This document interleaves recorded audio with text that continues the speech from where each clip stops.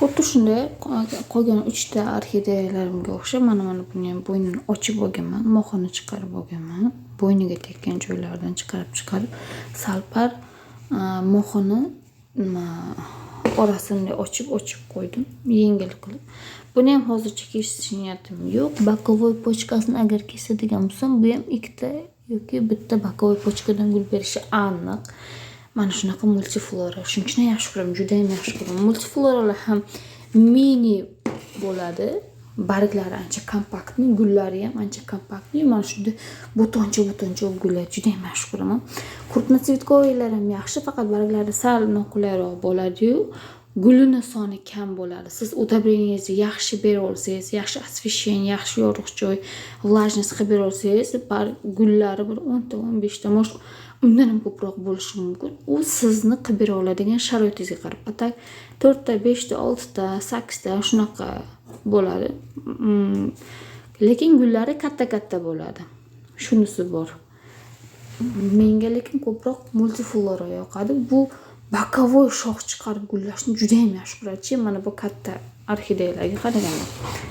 Endi mana bu orxideya chaqalqadim. Bu orxideyamda ham 3 ta tsvetanosi bor, lekin 2 ta guli hozircha qolishini xohlayapman. Mana bu 2 ta tsvetanosi, lekin buni kessam, bu yerda ham bokovoy pochka beradi. Mana bu yerda o'sha bitta gulla bo'lgan bokovoy tsvetanosda bokovoy pochka beryapti ekan. Shuning uchun buni kalta qilaman. Mana 1 sm qoldiramiz, qolganini kesib tashlaymiz. Xuddi boshqa gullarga qarab buni o'xshab, buni ham mana bo'ynini moxdan tozalab qo'yganman. Keyin ozgina orxideyani moxini o'z asnamasini ham tutganman.